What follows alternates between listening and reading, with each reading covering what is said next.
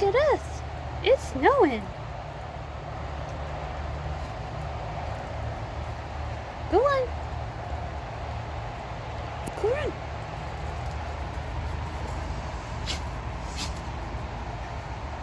Go play!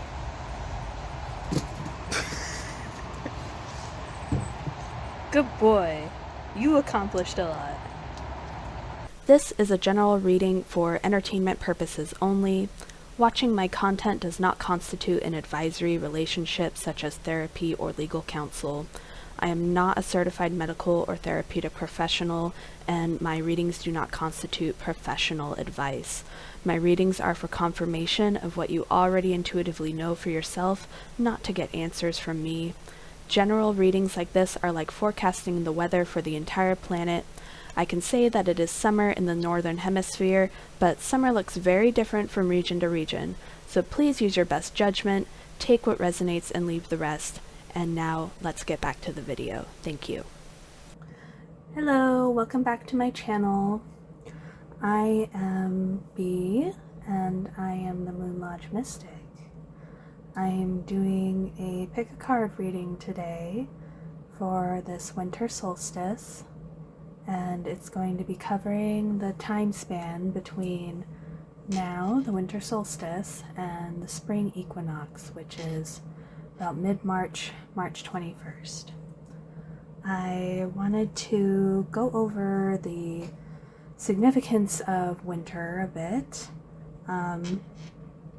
In the last seasonal reading that I did, we were looking at autumn and how that is a season of letting go.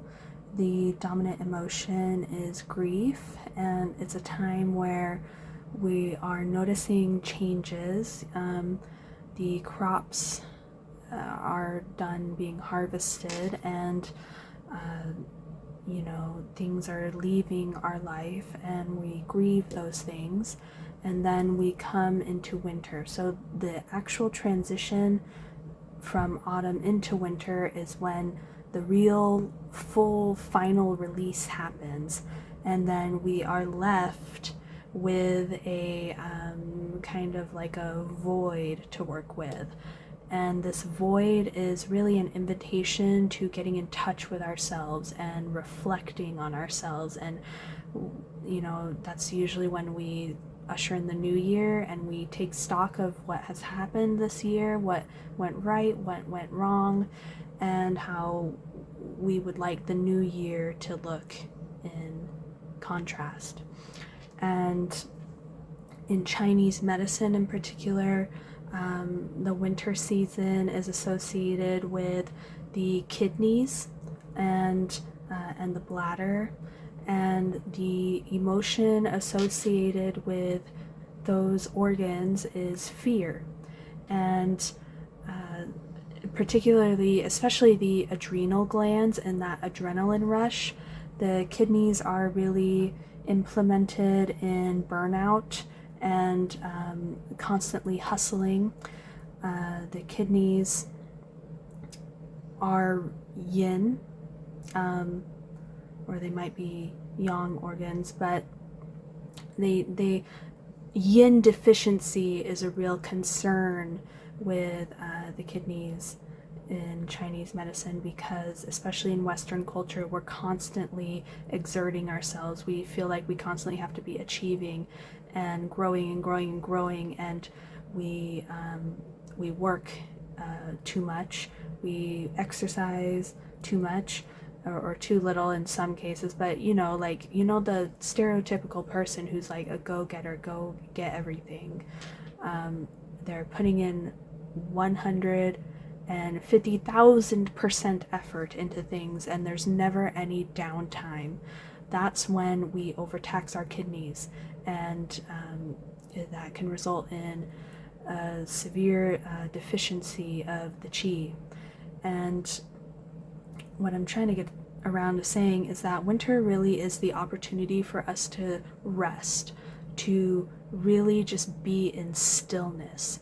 And so activities that are really beneficial to take up during the winter are gentle restorative stillness type of activities. So meditating, journaling, just resting, reading a book, gentle activities.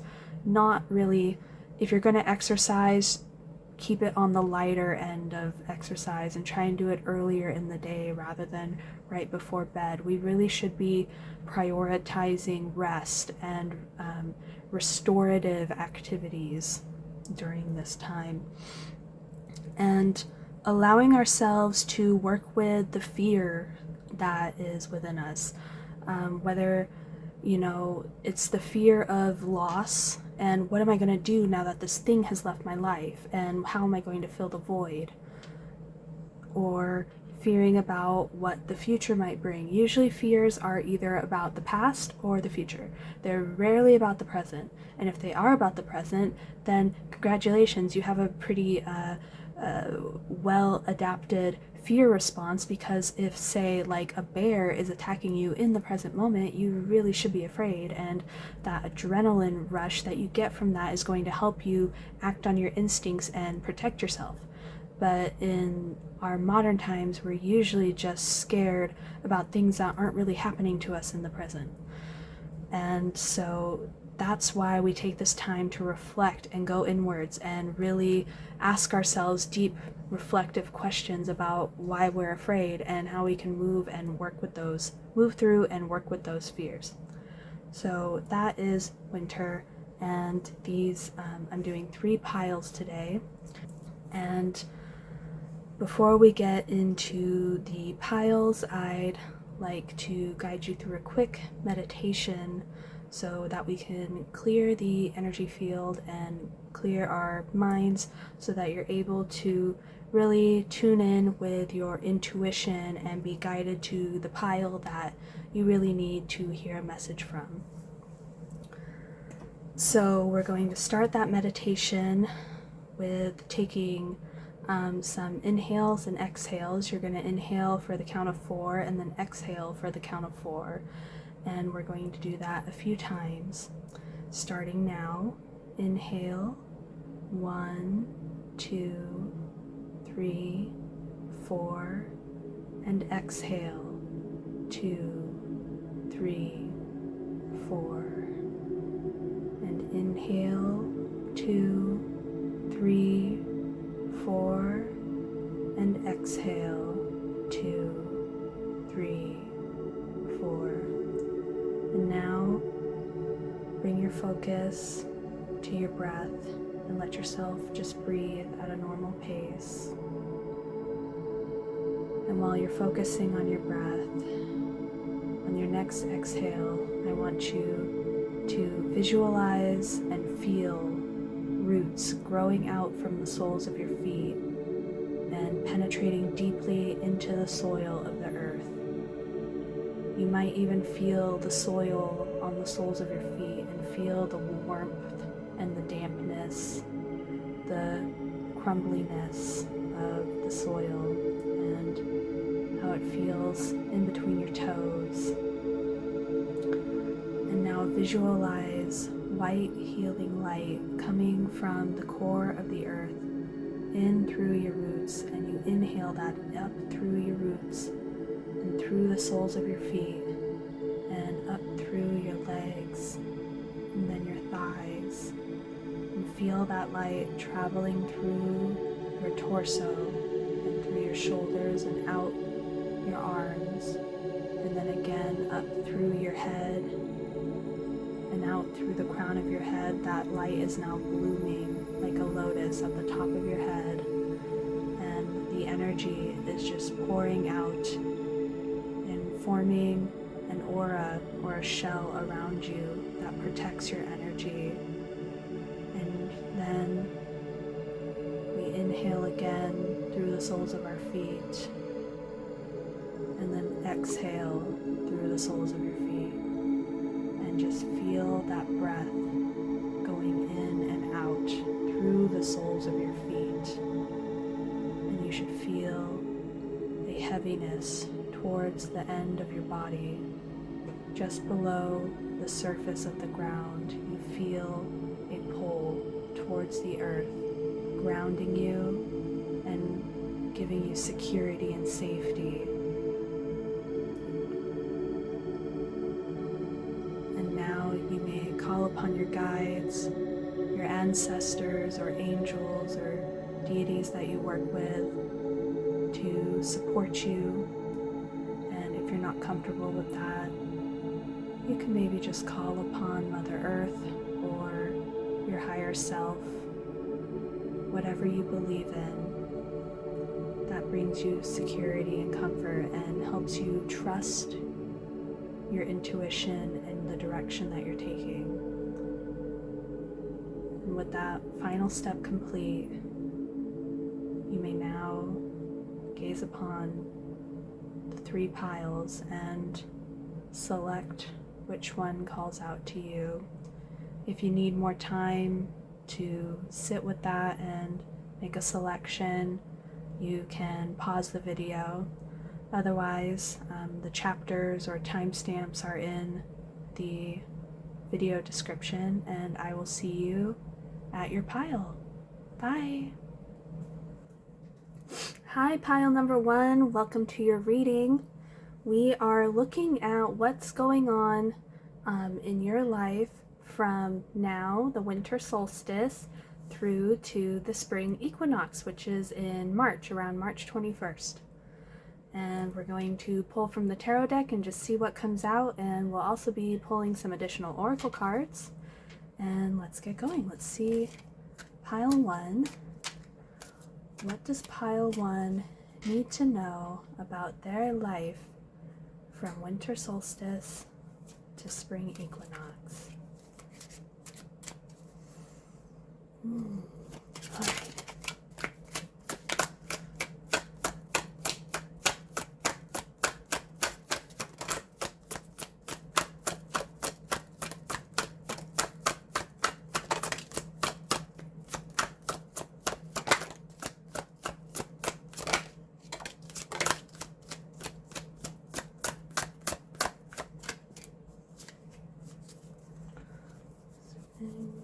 Oh, okay. And this.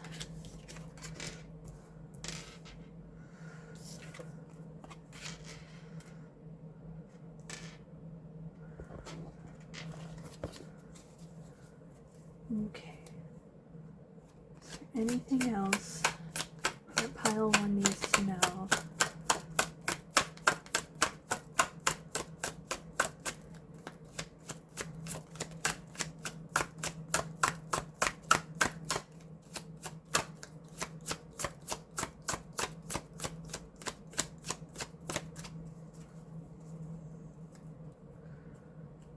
First, I feel that going into this season, you've been going through a really hard time. The Hangman here, coupled with the Ten of Swords, I see this as you really had to surrender to a situation that left you really hurt. There was maybe somebody in your life that you were hoping something would work out with, and it didn't. And this Hangman is really just about taking a break, you know, and that can be kind of frustrating. It can kind of feel like you're just hanging there, and when you would really like to be moving. But with the Empress coming in, I really think that this winter season is going to be really important for nourishing yourself, for being able to find comfort and peace in spite of other people's actions around you. And doing this will bring you confidence. You know, the King of Wands here is a very confident man. His face is just so kind of stony, if I'm being honest. You know, see that? It's like, when I look at his eyes, I see someone he's been through some shit. And he's just kind of solemn, but he's very self-assured. Nothing can really knock him now, but I don't know, it's kind of sad. I'm sorry if you're going through that. It's kind of like when you've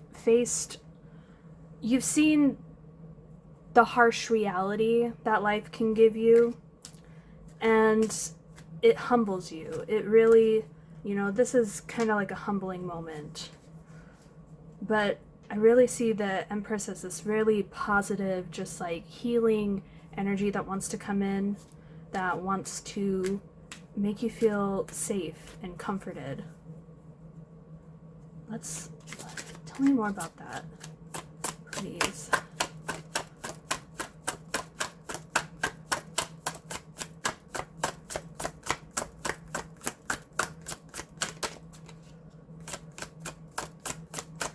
What does pile one need to know about this time period? What should their priority be? What does pile one need to prioritize during this winter season?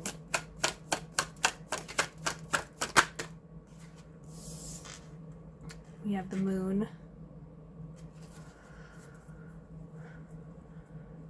Can you clarify the moon, please?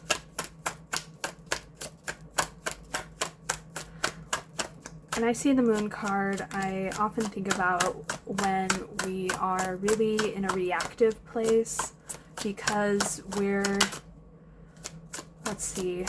you're really hurt or wounded, there are defenses that come in to distance your conscious mind from the pain that is being suppressed or hidden from your awareness. And that can look like, okay, here's a good example. Recently, I have gotten back into a pattern of kind of compulsive eating.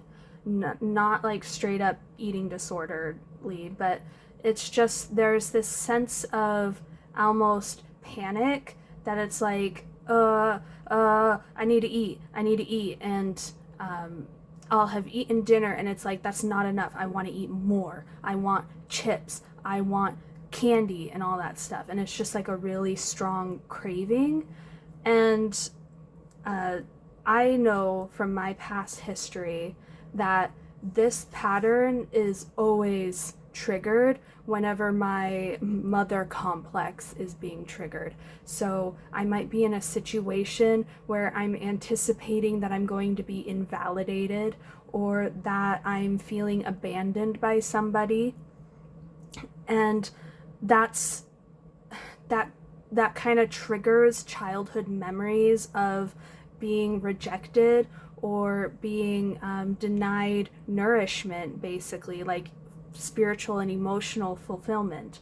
And so I start getting these food cravings, and I have to basically eat my feelings because I feel an emptiness inside and I really want to fill it up with something, and food is pleasurable for me.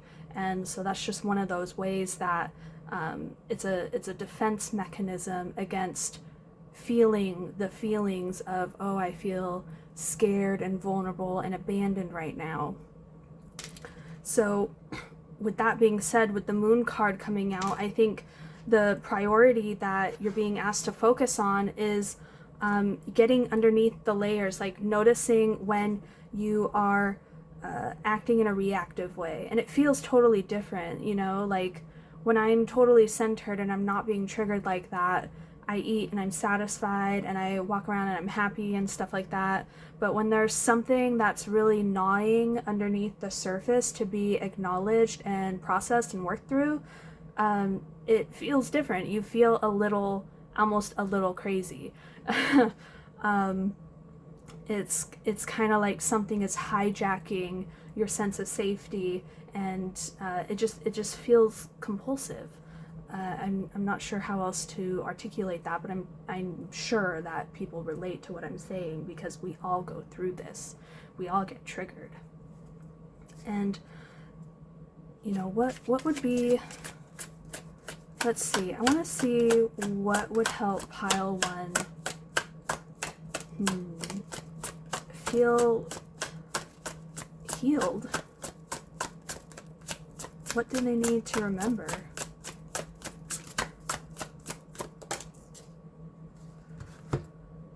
Oh, that's interesting how that fell out.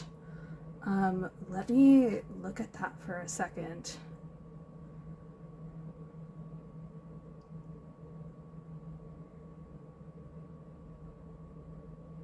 This hanged man was now he's pointing directly at this. So I'm wondering, we had this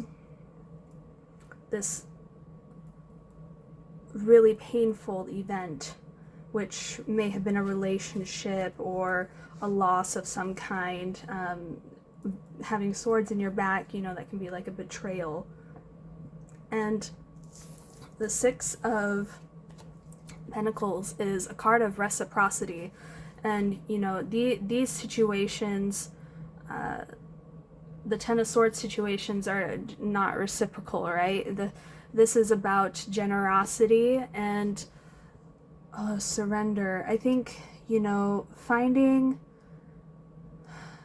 if you have any volunteer opportunities in your life, or you see opportunities to perform little random acts of kindness for others, that can be really healing in itself, because when we get in touch with the suffering of other people, it kind of takes our attention off of our own suffering for a while. And that's not the same as bypassing, like spiritual bypassing. This is much different. This is healing, because, you know, you can spend a lot of time in the muck, and you need to come up for air sometimes. You need to see that your problems are not the only problems in the world.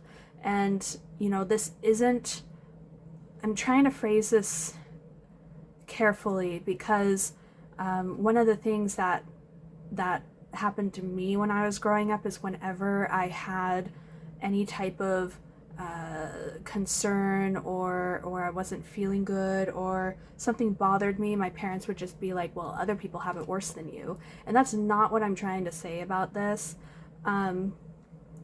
It's more about participating in community that's available to you, you know, because when you see that other people suffer too, and that you can do something to help them feel better, you realize that we're all in this together. We all suffer. You're not alone. There are other people who can relate to your pain. And when you see, in ways, like, experiencing pain like this is a gift, because it allows you to, especially the deeper stuff, the stuff that you're having difficulties acknowledging. When you access that hidden, repressed emotion, you suddenly gain the capacity to understand other people who have been in similar situations. Whereas when you don't allow this part to be part of your conscious identity and your story, you know, because you don't want to, maybe you don't want it to be part of your story that you were hurt or abandoned or something like that. But the fact that you experience that, and you know, it happened to you either way, whether or not you suppress it or not. But when you're not suppressing it, when you're feeling the feelings that provoked, you can identify those feelings in other people, and then you can relate, and you can reach out to them, and you can hold them, and it's just a very healing experience. Yeah, and when I see this card, you know, a story's coming to me. This is how I read usually, is I imagine this man knows what it was like to be poor and destitute at one point. And now that he has, you know, accrued so much and accumulated wealth, he shares it willingly with others. And this is where, when you surrender to what's going on, which is that you're not feeling good right now, just acceptance for what's happening and what's going on and what you're feeling, you will be able to Oops, I got distracted. Surrendering and having acceptance for the pain that you're feeling right now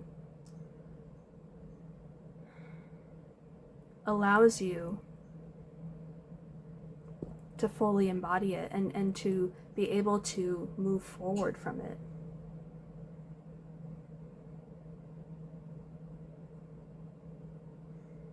Okay, so any last tarot messages for pile number 1 before we move on to oracle cards?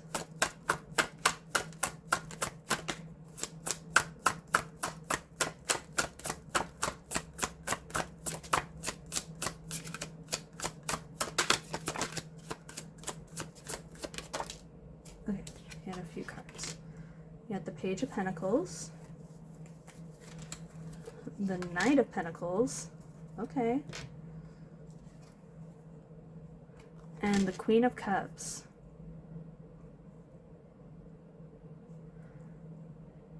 Yes, it's a practice.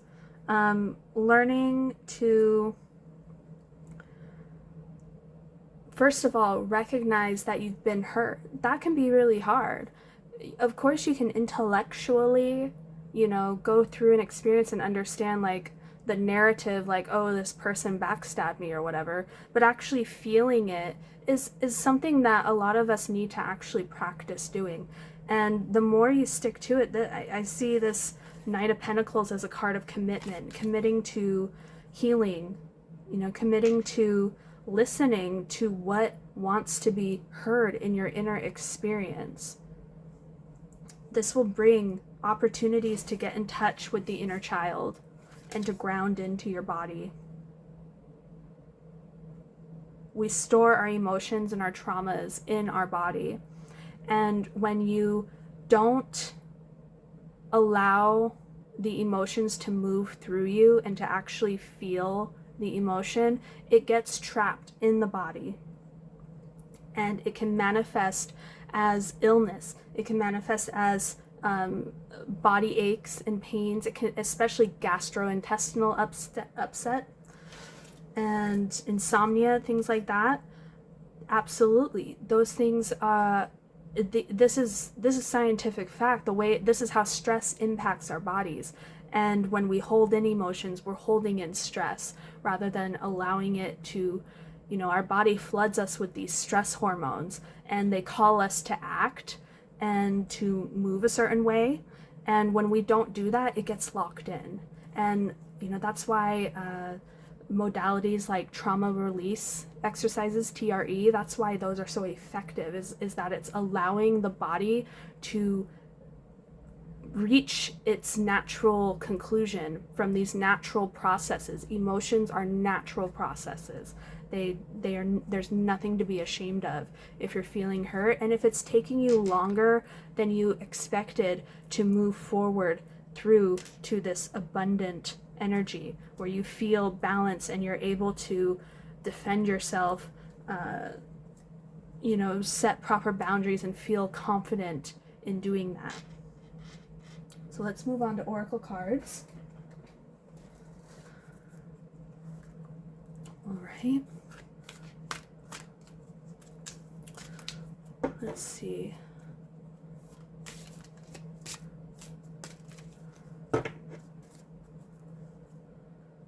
Oracle messages for pile 1, please.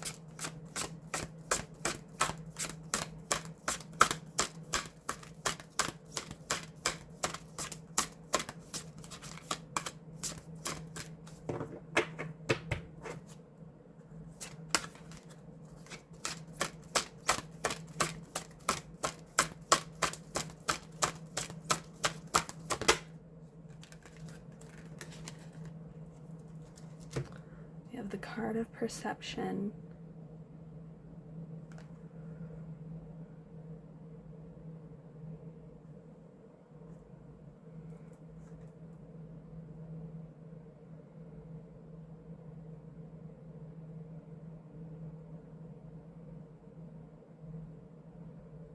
I see this, we have the third eye being highlighted by a shell here, and then that pattern is repeating on the throat. This is making sure that your voice and your communication aligns with your inner truth. And recognizing that the words you say and the way you talk to yourself and the way you talk to your feelings, that affects what you perceive out in the world. Let's put that up there.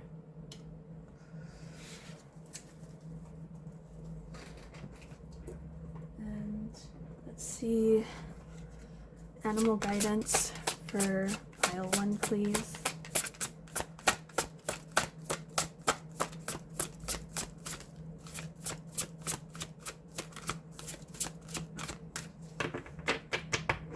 The hand here also, I swear that's a mudra.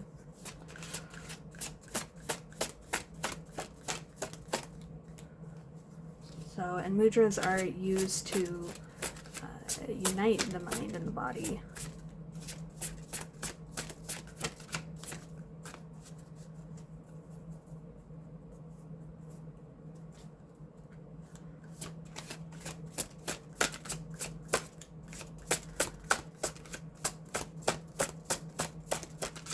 Any animals want to come forward for pile 1, please?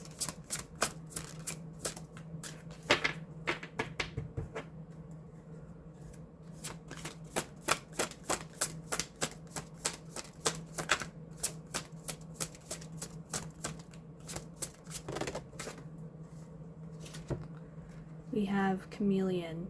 It's safe to be seen. Soul tribe.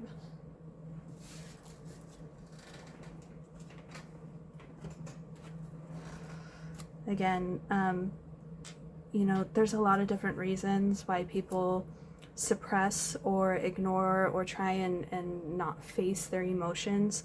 And a lot of times there's shame around being authentic and being your real self. Worried that people might abandon you if you show that you are vulnerable. When really, when we're, first of all, this is a message that's saying, like, it is safe to be vulnerable with people. You've learned how to identify people who are safe to open up to now. That was part of what this experience was about. And you don't need to hide anymore. You don't need to hide who you are. You know, and this ties into perception. It's like, you know, you want people to see the real you. Too many cards. 1 card, please. Okay. Reflecting pool, stillness. Number 33.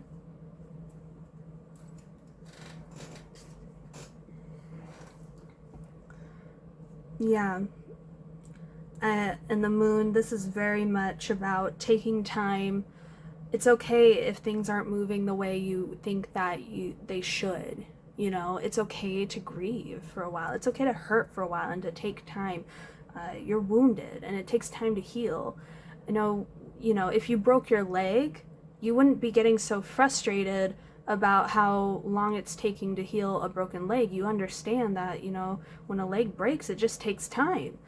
The same is said for when you go through difficult time periods where you are hurt and abandoned and betrayed, where someone just really tears a number on you. It takes time to recover from that emotionally and psychologically. The brain actually takes time to process and learn from the experience and create new pathways, neural pathways about, you know, integrating this whole experience into the larger web of your whole life. So take time to be still. It's very healing. It's very feminine. I really see that with like the Empress, the Queen of Cups, this reflecting pool, and even the moon and all these cards. It's, you know, you have people coming into your life who are going to reciprocate your gentle, kind feelings, your loving kindness. But you have to heal in order to be able to perceive that and recognize when that's coming towards you and be able to seize that opportunity.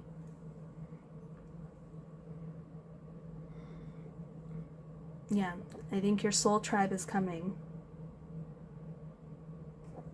And all you have to do is nurture yourself and nourish yourself and give yourself what you need, time, treat yourself, whatever you need to do in order to put yourself back together again, and take as much time as you need. Let's close out with an affirmation.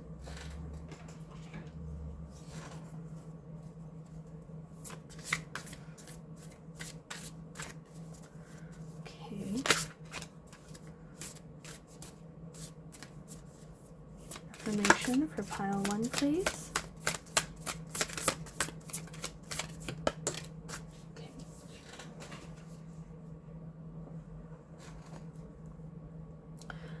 I affirm that I am totally willing to freely forgive everyone. I release from within me all bitterness and resentment. I let go of old hurts and forgive everyone, including myself. You have to be able to forgive yourself for making the choices that got you into this situation. You were acting with the best information that you had available to you at that moment. Hardly anybody on this whole planet willingly puts themselves in terrible situations. They're doing it and even staying in those situations because there's a fear or something like that. And those fears, we don't want fear to rule our life, but when you don't have the resources, the internal resources to stand up to your fears, it's totally natural and understandable that you make decisions from a place of fear. And this experience is showing you how to move beyond that and being able to make decisions from a place of love. That's what the Queen of Cups is about, is knowing your gut intuitive feeling about what will bring you compassion and love and peace into your life, and acting from that feeling rather than acting because you're trying to avoid a consequence or run away from a situation or run away from a feeling. And again, the bitterness and resentment, totally natural. And forgiveness is something that can be really challenging to implement, and something that helps me is that it's really not about saying to someone, oh, what you did was fine and I don't hurt anymore. It's really about letting that person off the hook, right? And it's not okay, I framed that wrong. It's not letting the person off the hook. It's letting yourself off the hook for following up with that person to make sure to even the score or something like that, or to right their perception or counter something crappy that they said about you or something like that. It's letting yourself off the hook for settling the score. That's what forgiveness is. And when you let yourself off the hook and say, you know what, I don't need to settle that score with that person. What's an example? It's like, say, you had a coupon to get something at Wendy's, and you get to Wendy's and you are checking out and you forgot to bring up your coupon. You might be like, damn, I need to go back there and recharge this and give them my coupon. Forgiving the situation is being like, you know what, that's a lot of work for me to have to go back to the cashier, initiate a conversation, and have them re-ring my order and everything. I don't think I want to go through that work, and I'm just fine with what happened being what happened, and I don't need to save that extra $2. That's what forgiveness is like. It's like saying, you know what, that person did what they did, and I don't need to do anything to make sure that this situation is right. I just need to move on and let it go. So this affirmation, you can write it in your journal, you can pause it, try making like a printout that you hang up somewhere, anything like that. I really like these affirmations, and I often, when I'm going through stressful periods, I'll pull a card, and this becomes almost like a totem of mine during stressful periods of time, where I just remember that affirmation, and just by doing that I feel more at peace. So pile number 1, thank you so much for coming. This is all I see for you, and you know, I'm so sorry that you're going through a rough time, and I hope that it gets better. I think that it's going to get better because of the cards that have come out, and you're doing a great job, and all you have to do is keep working at it, and you will meet your soul tribe, and you will connect with other people who won't hurt you like that. And happy solstice. I will see you next time. Bye-bye.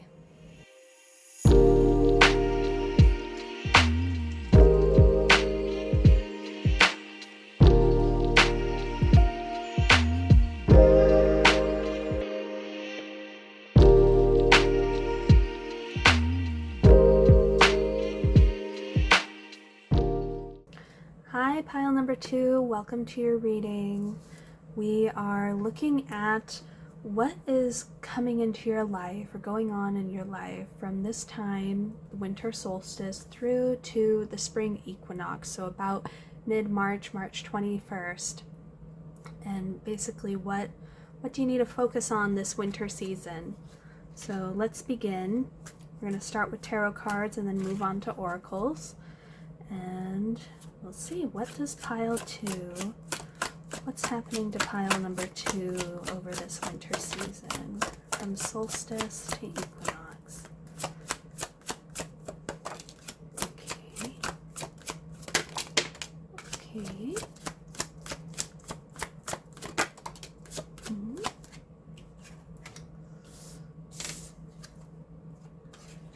Oh.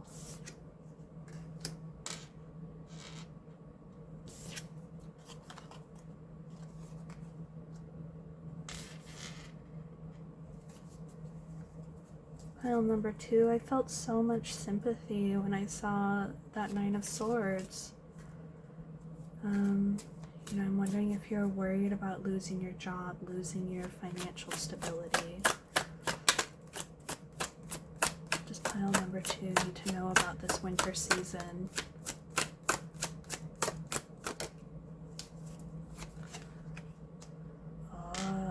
You're not going to be destitute.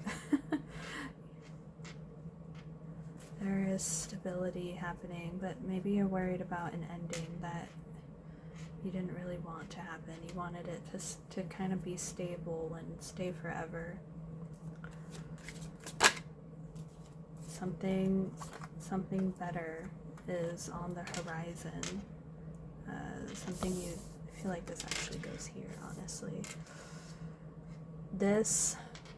Whatever this situation was where you didn't want it to change, you were really comfortable with it being that way, and now you're worried, there is something better coming in.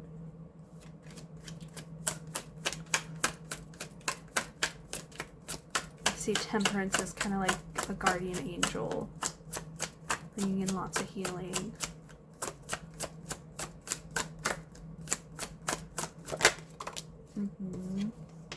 Yeah, you've been trying to juggle resources. Come on, cards. Cooperate, please. Thank you.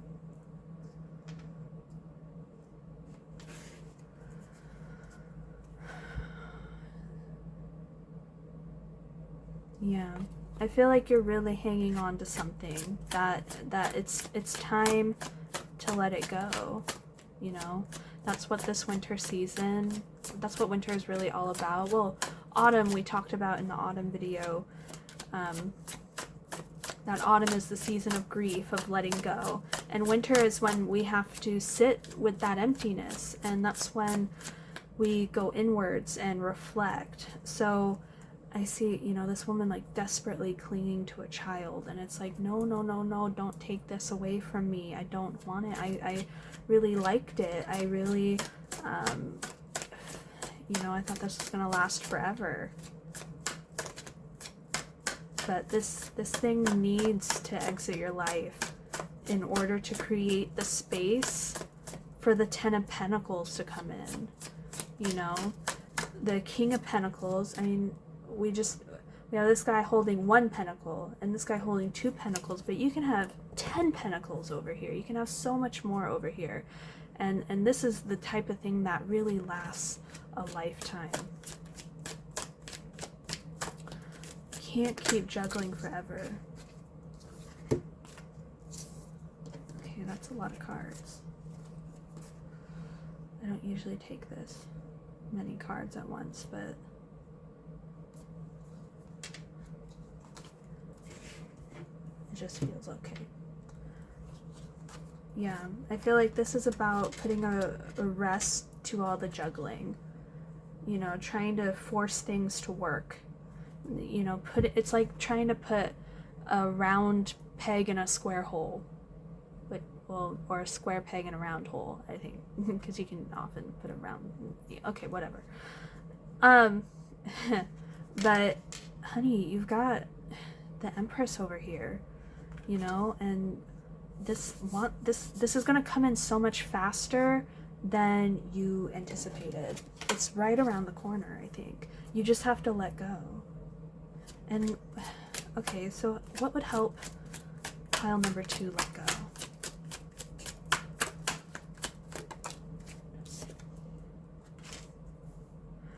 Okay, that's not this doesn't have to be a tower moment. The tower happens when we refuse to let go. This is when we don't surrender. So, you know, I see the crown falling. This is like, you know, you're clinging on to a kingdom, but you can have an empire. You know, an empire is so much bigger. And yeah, see, moving on. Maybe you're considering moving somewhere. It's going to be okay. You know, like the Six of Swords is when you're just moving peacefully, gracefully across the water. You're going from one phase to the next, and nothing's going to tip your boat over. Staying here is going to tear down a whole tower. You know, the problem with the tower was that the foundation this tower was built upon could have never sustained what was being built in the first place. And that's why we're looking out to new waters, you know, new lands. You need a new foundation. Temperance is coming in to heal that, you know. You take what you learned from the first situation and you bring it with you to your next destination. Three of Wands can also be about travel as well. So I wonder where you're traveling to.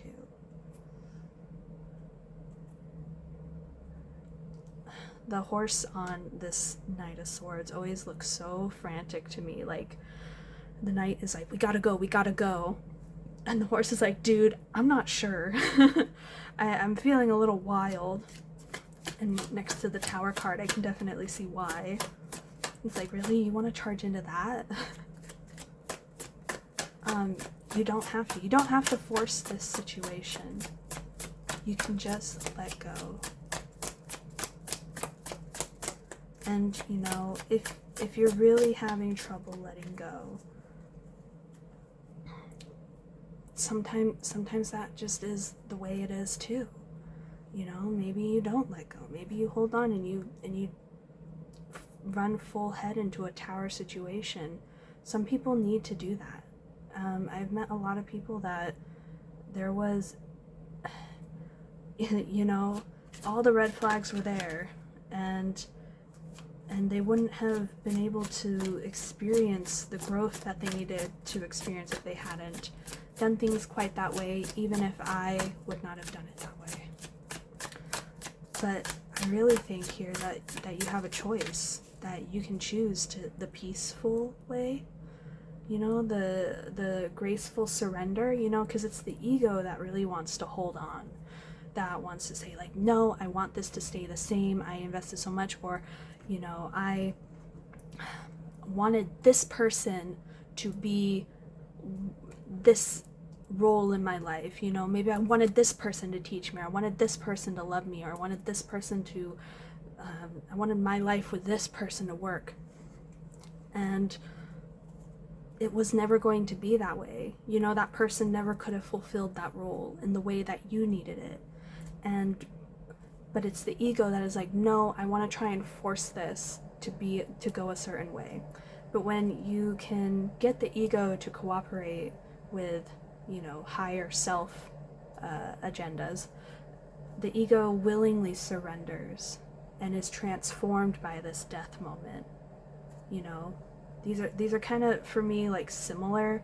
Like the tower is like a big shift, but it's when the ego is resisting it, whereas the death is something that you can willingly surrender to.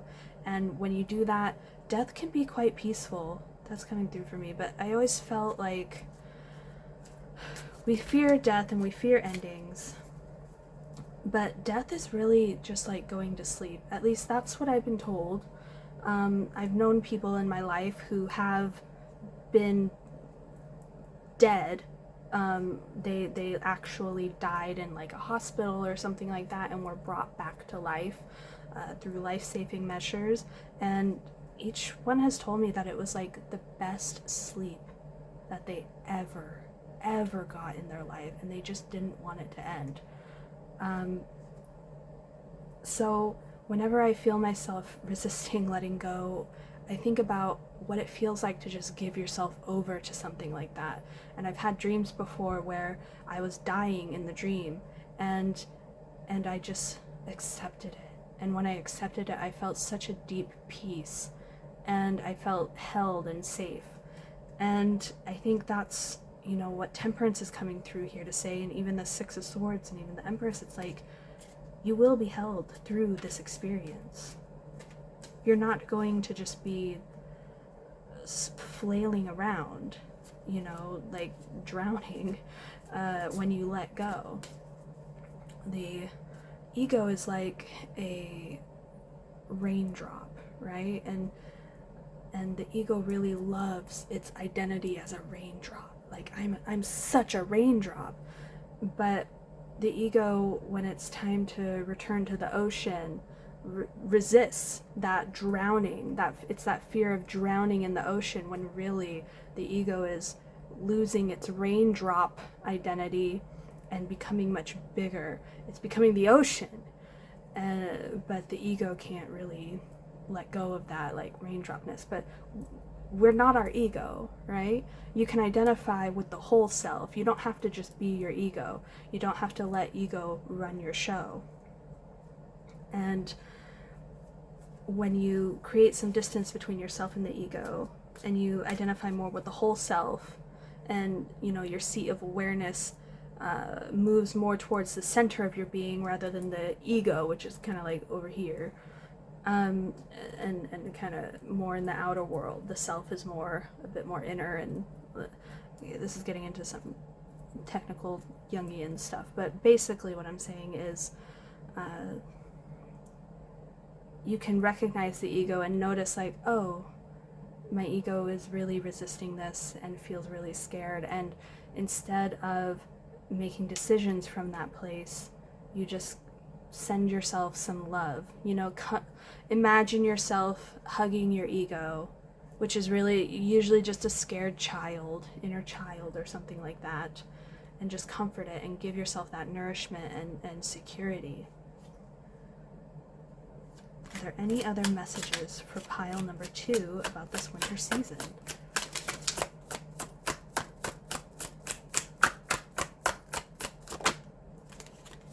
Right, the star. The star comes after the tower. It's so funny that this came out because I was literally thinking about this earlier today. I was thinking about winter season and how winter is what comes after the season, autumn, of loss and grief. And really, autumn is kind of like the tower here, where we don't want to let go.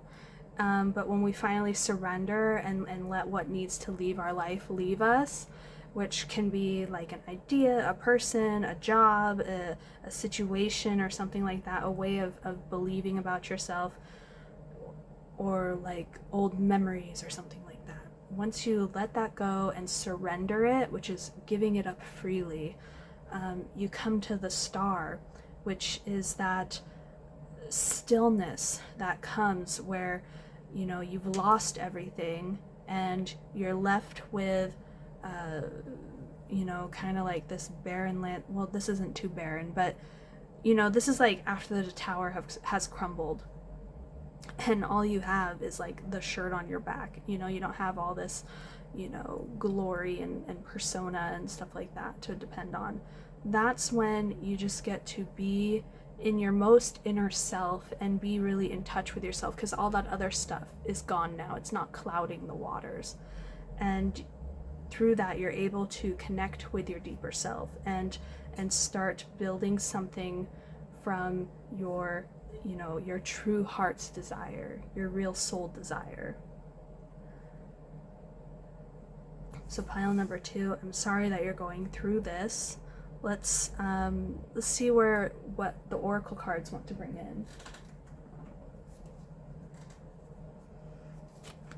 So, oracle messages for pile number 2, please.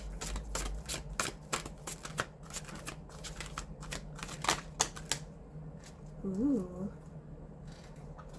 clarity.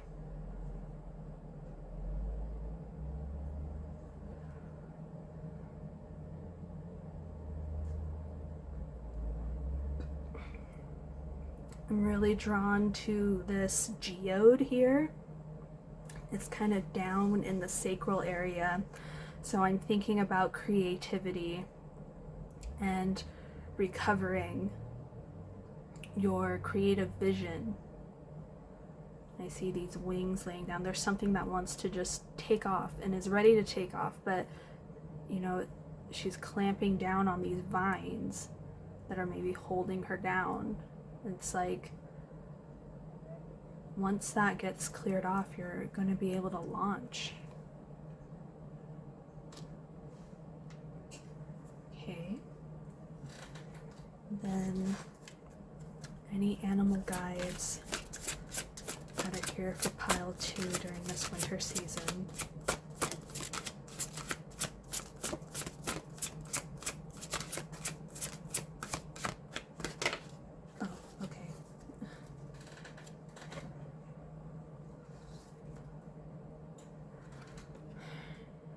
Intuition. Listen to your soul's truth. Think less, feel more.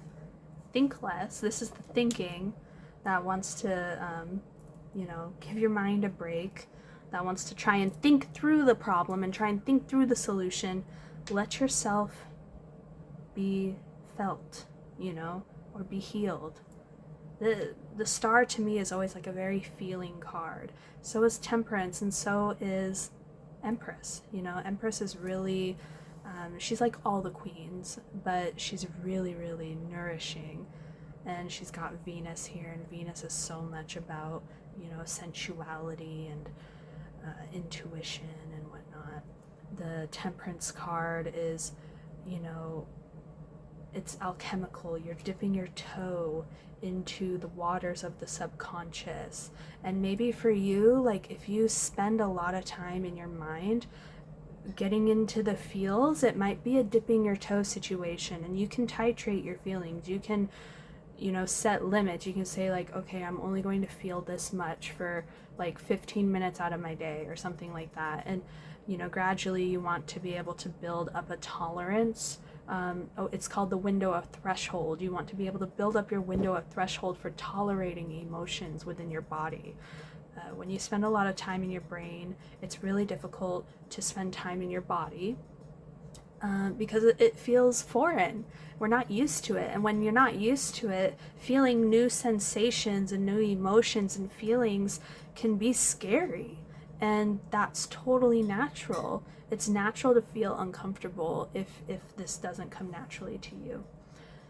And the starfish here, this is like an ocean dwelling, and we were talking about the ocean and the ego and all this waters, you know.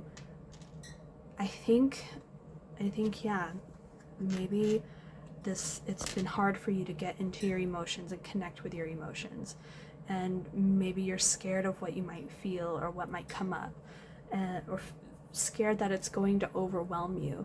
And just know that you can control the situation to a degree. You know, I don't mean control like being militant and emperor like about it, but I mean you can set boundaries with your emotions. You can make requests. You can be like, you know, I think I only can feel this much right now.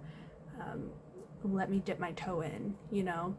Or if you notice a feeling coming up, you can quickly acknowledge it and say, you know, right now I really need to focus on whatever I'm doing right now. Maybe you're at work or something like that, but I promise that I will come back to this and give it the attention that it needs.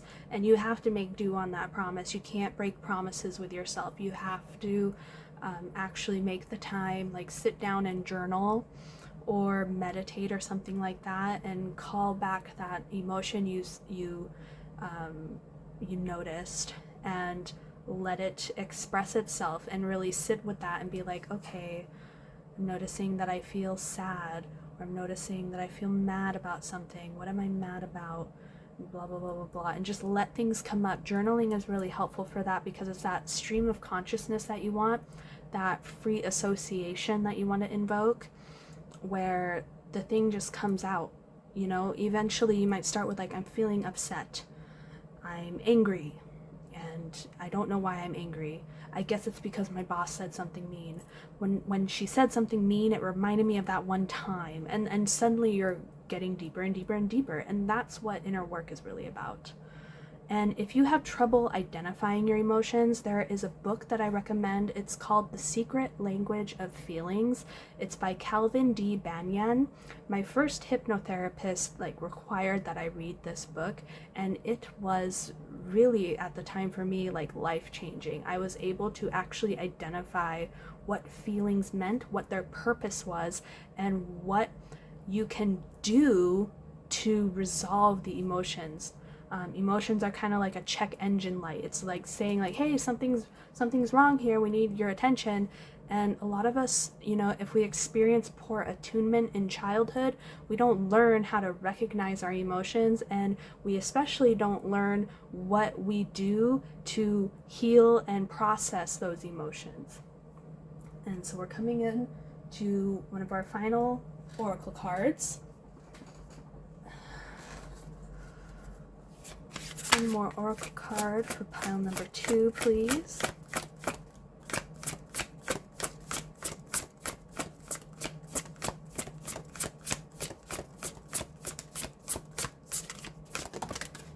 That's too many.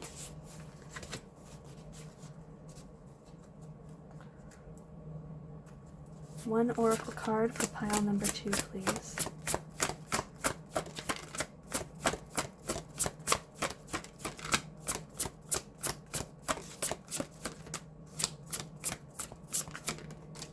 Oh, okay.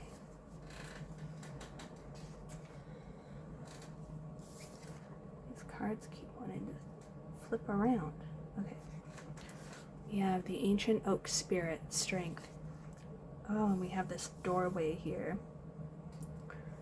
You might not feel strong enough to face your emotions or face your challenging memories that you have from childhood, or pains and wounds that you feel.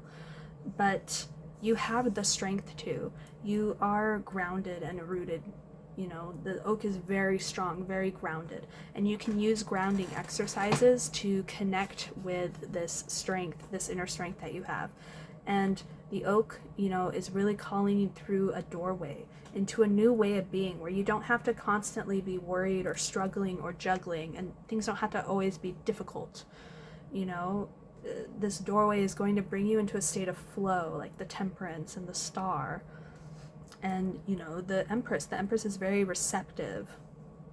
And when we're in a receptive state, first of all, you can't receive if you're holding on.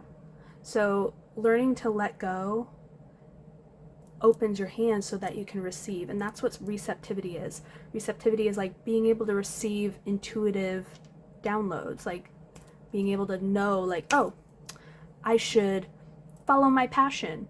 I really want to draw or paint or something like that, or create music. I'm going to just do that and get in touch with that part of myself. And you'll know exactly when to do it and when you need it. And the same thing goes with you'll know when you need rest. You'll know when you need to take action, you know, by following your intuition and opening yourself up to receiving those messages from your body. And now we are going to end on an affirmation.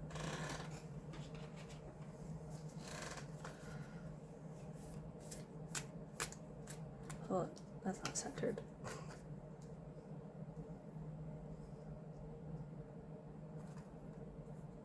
Okay, that's more centered. One affirmation for pile 2, please, that will help them through this winter season.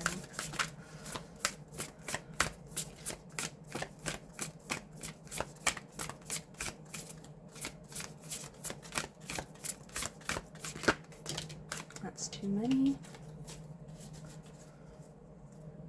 These cards, I mean, they're so antsy. I feel like maybe maybe you're feeling antsy.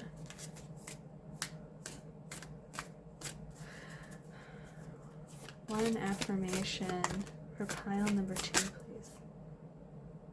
No, okay. I want one that pops out. There we go.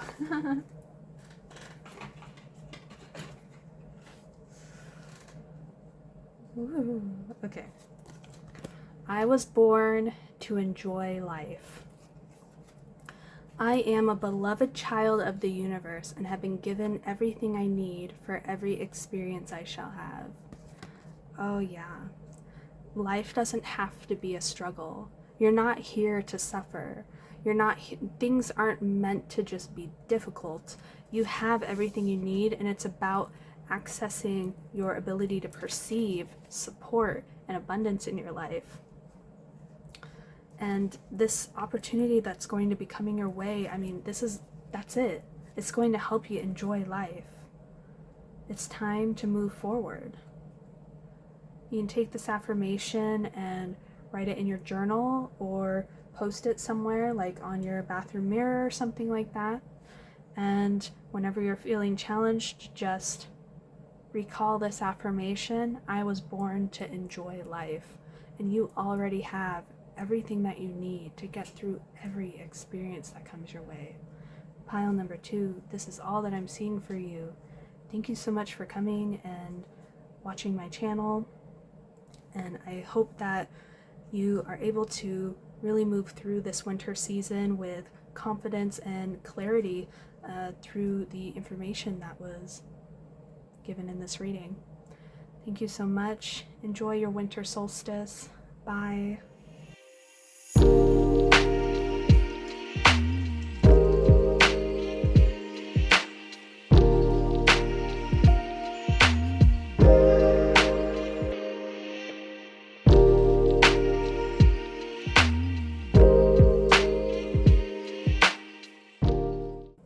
Hello, pile number 3. Welcome to your reading. We are going to be looking at what's coming into your life, what's going on this winter season, starting from winter solstice, going through to the spring equinox, so about mid-March, March 21st. We're going to start with the tarot cards and then look at oracle cards. So let's see.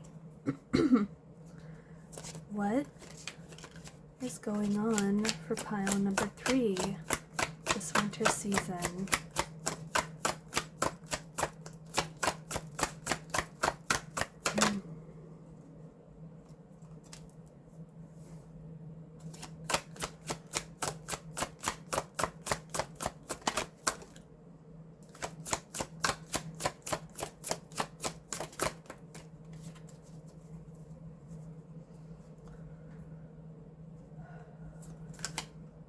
Pile number 3.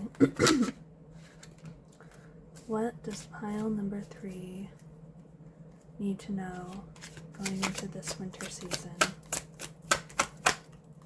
How is their winter going to progress for them?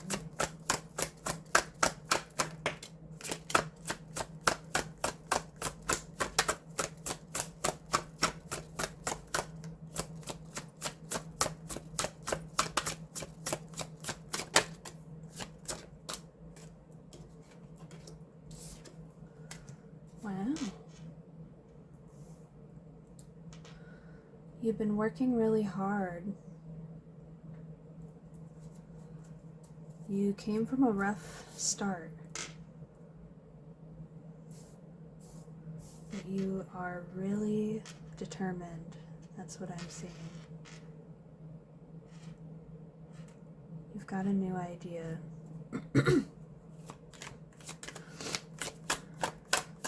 There's going to be a celebration. Wow, pile number 3. This is some really happy energy.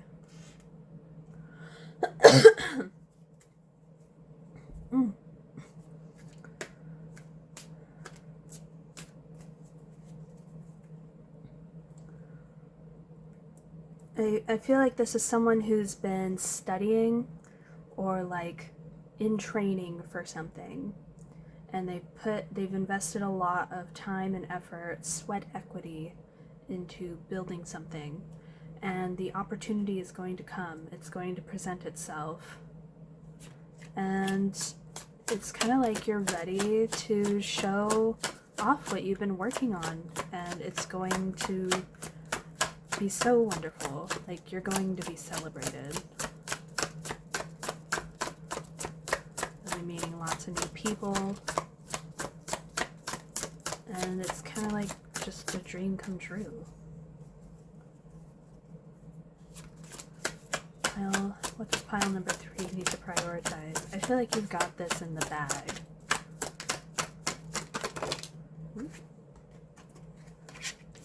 Right, 3 of Pentacles, 6 of Pentacles. Again, this is just like everything's balancing out. We've got Strength. You've really got it going.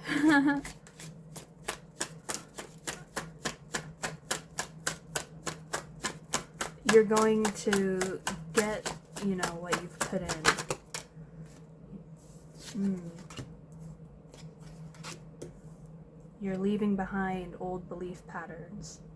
I think this is kind of like where you came from, and you're ready to move on.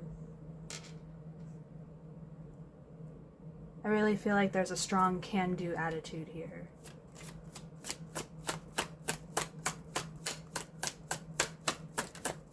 And frankly, like, I'm not seeing really any struggles or obstacles. You're finding your place, like your role, where you fit in. You know, the 3s here, you could be, right. New visions. Again, I feel like this is more so like over here looking outward. You know, things were barren, and there's so much waiting for you over here. You're just ready to go. Whatever this is, I'm so, you know, this is exciting. Like, I feel like this is just big confirmation of something that you probably already feel really good about, but maybe you just are a little nervous, you're not entirely sure, but whatever's coming through, it's like, you've got this. There isn't really even any advice that's needed. Is there any advice? Is there any advice for pile number 3?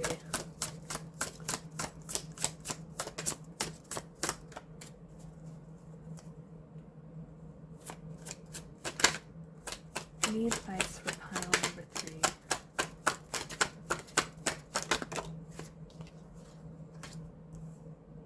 Okay. So this is just keep looking ahead.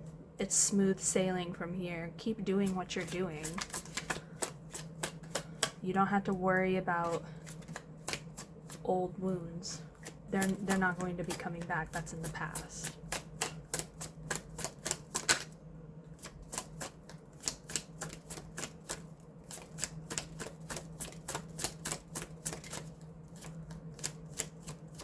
Is there any other messages for pile number 3 before we move on to oracles?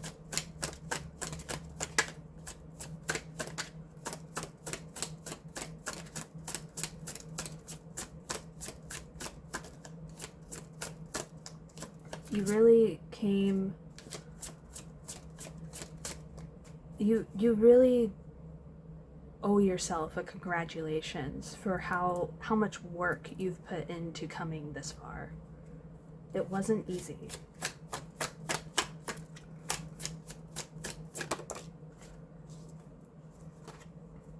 Yeah, you've got the Queen of Pentacles. I feel like this is, what more is there to say? You've got the Sun, you've got the Star, you've got the Queen of Pentacles, you've got Strength, you've got the Magician, you've got the Chariot.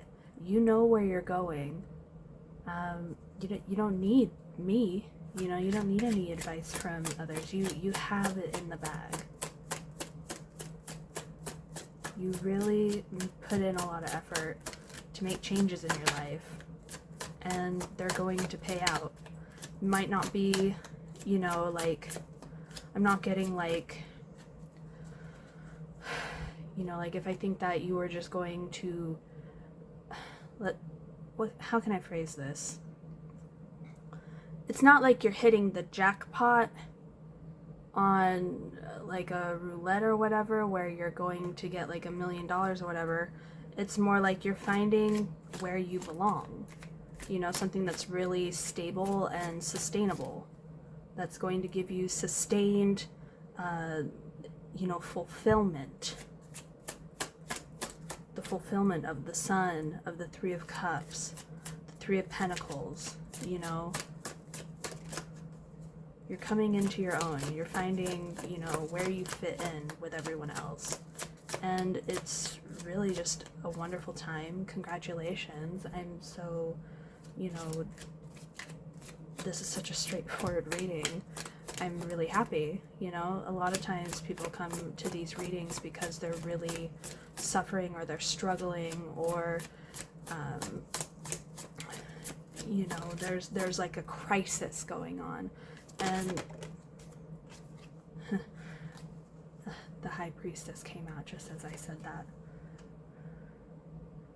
Yeah, I feel like you sustain yourself, you know, that nothing can really shake you.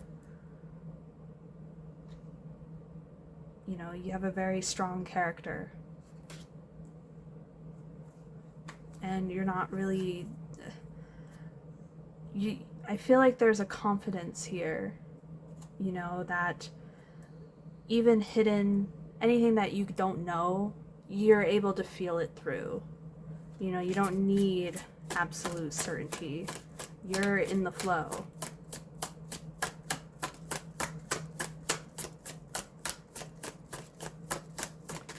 So what is pile 3 up to?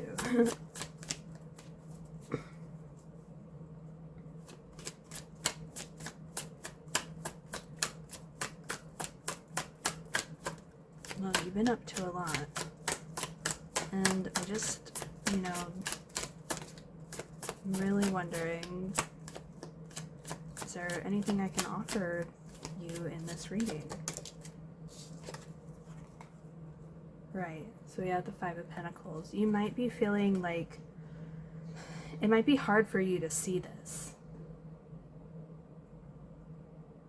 So even though we have all these wonderful things, we do have the blindfolded woman, we have this man who's got a bandage across his head, and we've got this Page of Wands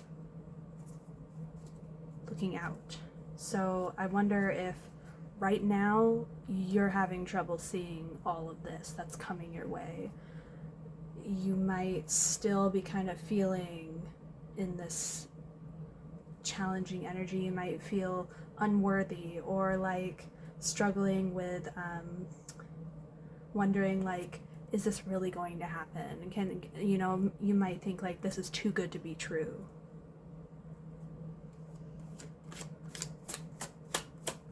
But I assure you, all of these cards would not be coming out if the potential wasn't there. You know, this might be something where the only thing that's in your way are your own thoughts or your own feelings of unworthiness. And you have the ability to overcome that. This is about having control and measured, you know, you're able to mediate these influences and not let them control the way you choose to take action in the world.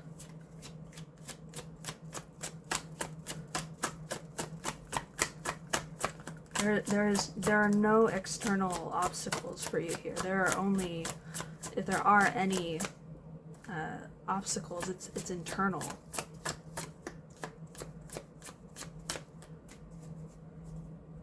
And the advice here was the Six of Swords is just let things flow through. Let the water carry you where you need to go. Right, exactly. The world. The pathway is open and clear. You just have to let it. You're just drifting down the river in the flow, and you're stepping through. Like, this is, you have really completed like a huge phase of your life. And maybe you're struggling with feeling like you might have your expectations for what it would look like or feel like to get to this point might have been way different from where you're actually at. Like, you might not feel that different. It's kind of like how when people turn 30 and you don't really feel much different from where you were like 5 years ago. Unless you're, well, I don't know. I feel a lot different at 30 compared to when I was 30 or 21. But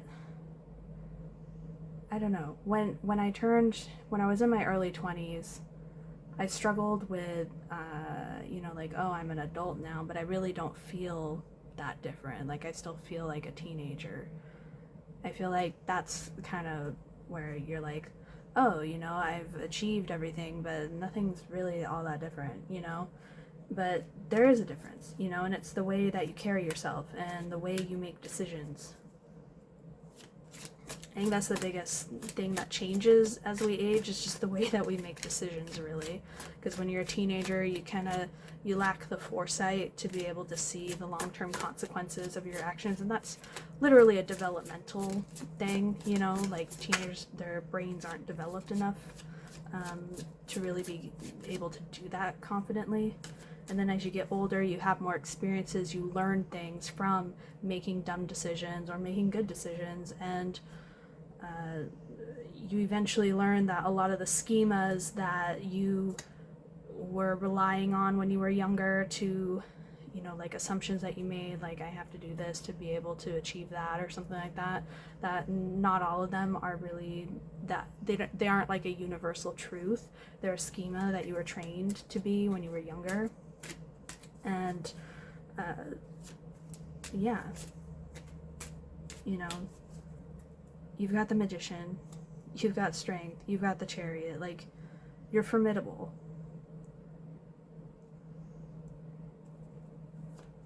And you, of course, deserve and are worthy of success and fulfillment and community and feeling like, you know, this secure, grounded Queen of Pentacles. Yeah. I wonder what the oracles are going to say. Let's move on to that. So let's see. Message for pile number 3, please.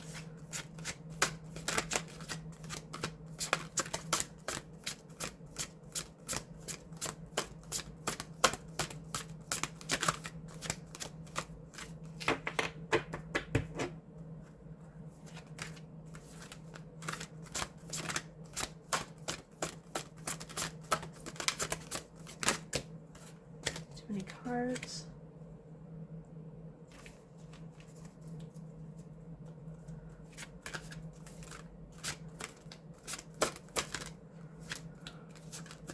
One card for pile number 3, please. Getting too many.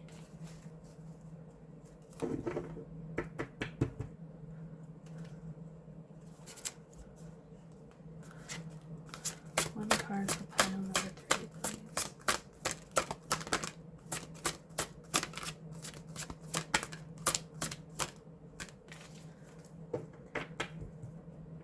They keep wanting to come out. Okay, one card for pile number 3, please. There we go. Huh. Preservation.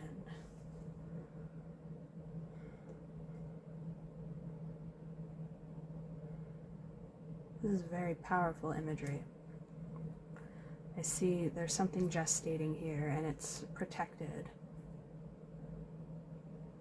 And we have this, you know, it's like the old life is passing away. This represents, you know, all the dark times and all the, you know, the thoughts that used to plague you. This is all falling away and making space for a new life to come. And you're entering this new life this winter season.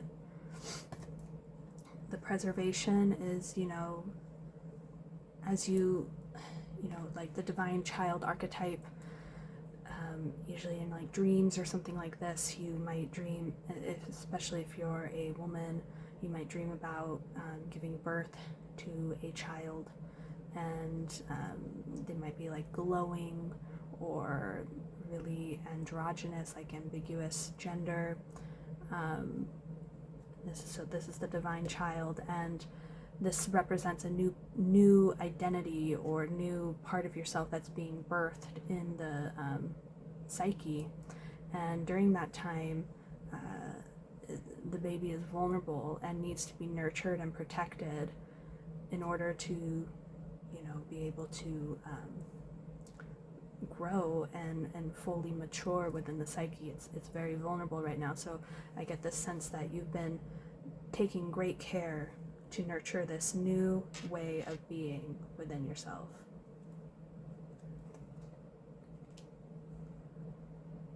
And you've done a great job.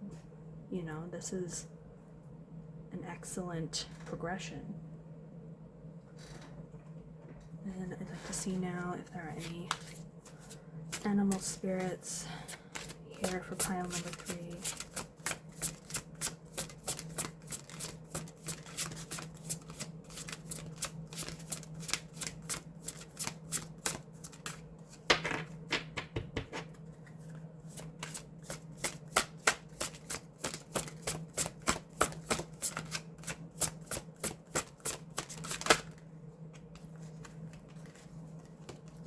The whale with tenderness.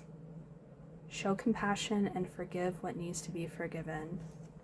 So I'm actually going to place that over here because I feel like this is talking about this. Like, you've got all this greatness ahead of you and stuff, but something's just kind of lingering, you know, and ready to be released.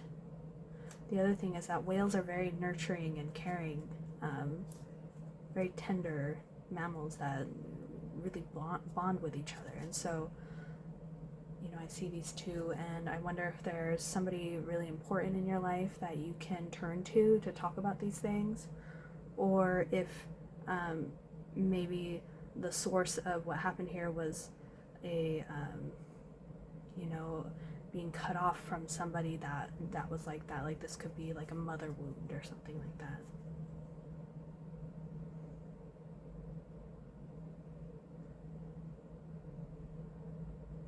I see a lot of sadness in this card.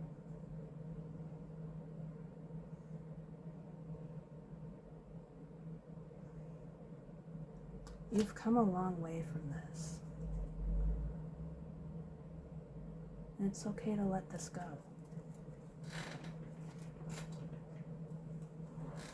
This doesn't need to define you anymore.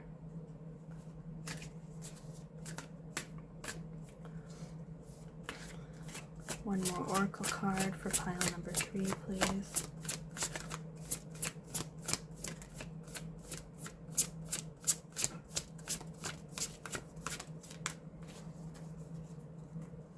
The other thing with preservation is that if you lost someone in your past, especially if they hurt you or something like that, and maybe they're gone, like they passed away and it was a complicated relationship, I feel like this preservation is like holding on to that and being afraid that if you let this go and really forgive it, that that person could fully fade away from your memory, or that you'll really lose touch with that connection. And I can relate to this because I had a complicated relationship with my father, and he passed away a couple years ago, and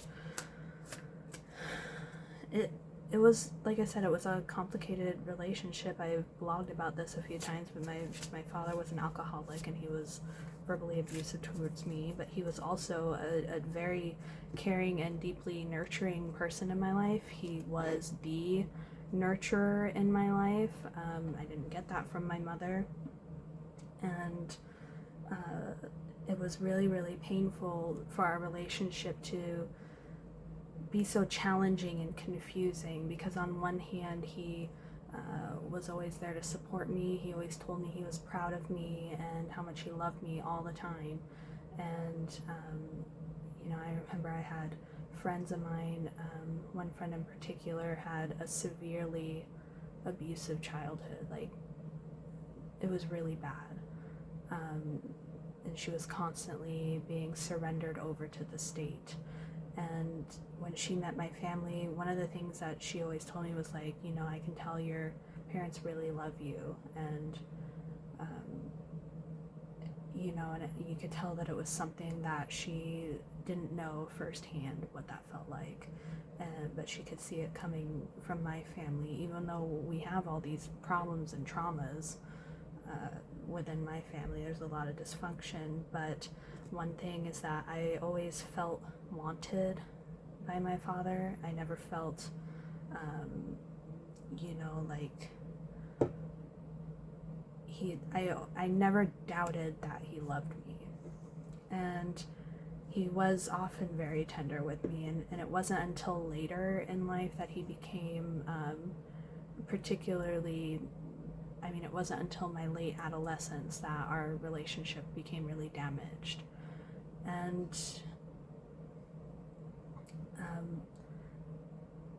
sometimes I worry that I am losing my connection with him, and that's totally normal when you've separated from someone, whether that's because of death or because of you know, other circumstances. It's really natural to worry about losing that connection. And the thing is that you can let go of the hurt and the pain, and when you let that go, the good things are not going to leave with it. You kind of get to choose what you hold on to, and you choose by what you give your attention to.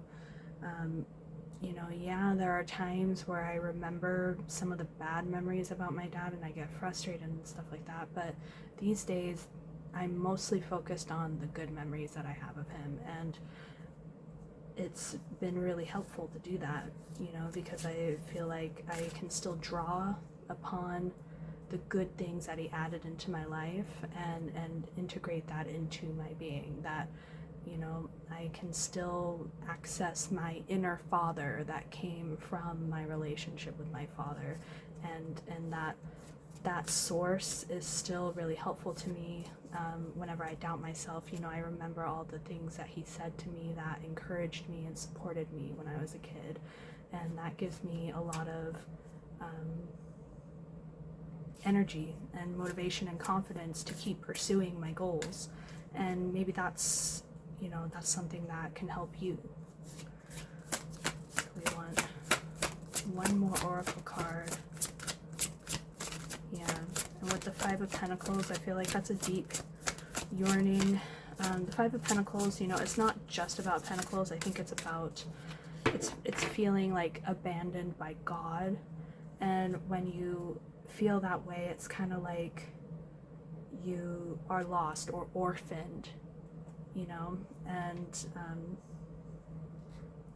the loss of a parent or a parent-like figure can leave you feeling like, well, where do I go? Where do I belong?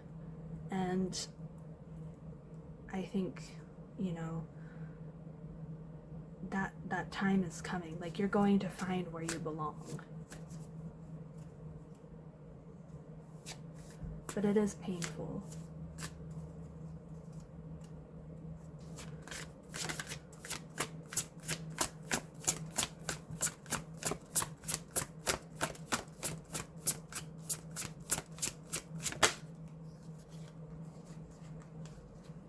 Crystal Cave, trust. Yeah, you might be feeling like right now you're kind of still in a cave or in the dark or something like that, or you might be really withdrawn right now. I see that too with this, you know, skeleton. I feel like it's just fading back into the background. And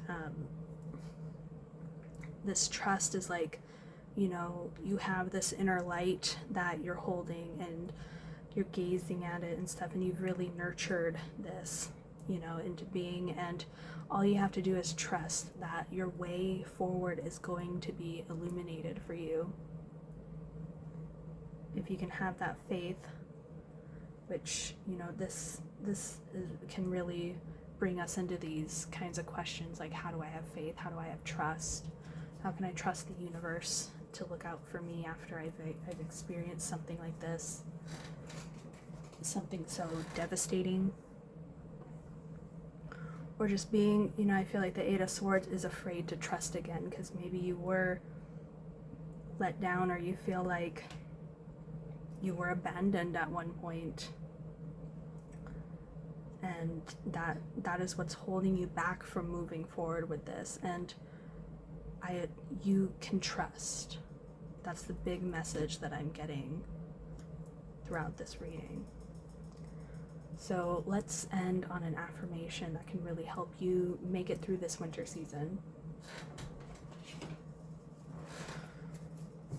These affirmations, you can write them in your journal or pin them up somewhere like your bathroom mirror. Whenever you feel stressed or you want to refer back to this reading, just, you know, use this affirmation to ground you. Okay, that was quick.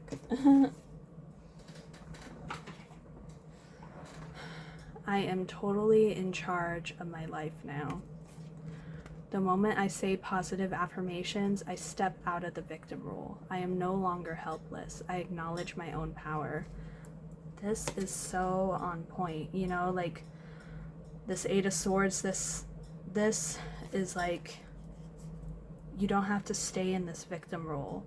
You have all this power. You have all this strength. You have the ability to take charge of your life. And, you know, like I said in the beginning of this reading, like, I don't even see any real obstacles in your way. It's all internal. This High Priestess here and all this is all internal, which is, you know, it's challenging, but it's all you have to do is just trust, and really trust in yourself, and practice bravery. You know, you are totally in charge of your life now. That means you're in charge of how you respond and how you listen to the fears within you. And if you're feeling scared about moving forward, you know, a lot of people used to ask me, you know, like, how are you so confident? How do you just do things? And really, it's just about learning how to do something while feeling scared, or while feeling worried, or like you're nervous or something like that. If you can figure out how to act even though you're feeling that way, that's all confidence really is that you acknowledge that you feel scared, or that you don't want to do something, or you don't think it's going to work out, but because you know it's what you need to do in order to move forward, you do it anyways. And the caveat there is that you don't want to bulldoze your feelings. You have to sit and acknowledge them, because they're not trying to hurt you. They're not there to hold you back. A lot of times you have to move through and really work with your feelings and acknowledge the hurt and pain that brought you to this moment of hesitation before you can move through. That happened to me just this morning, really. I had been, there's a big change coming up in my life, and I knew that I was feeling a type of way about it, but I hadn't really sat down and processed it yet, and it was showing up as, cravings and binge eating. And finally this morning I just sat down. I was like, I blocked distracting apps and everything, and it's like, I'm going to sit and really process this. And I journaled, and I ended up crying and getting emotional and really getting in touch with a part of myself that was really scared about the change that's coming up in my life. And just going through that acknowledgement of like, I really feel this way and I'm worried, but at the same time, I also know for a fact that I need to go through with this change because it just makes sense. Just being able to have that release resolved the weird inner turmoil that I was feeling all week about this. And I went through the rest of my day feeling totally grounded and centered and confident about where I'm going, and having faith that everything's just going to work out. So I hope that's helpful for you, pile number 3. This is all I'm seeing for you for now, and thank you so much for coming to my channel and watching my video. I hope this was helpful, and take care this winter season. I think you are really in for a big treat, and I will see you next time. Bye-bye.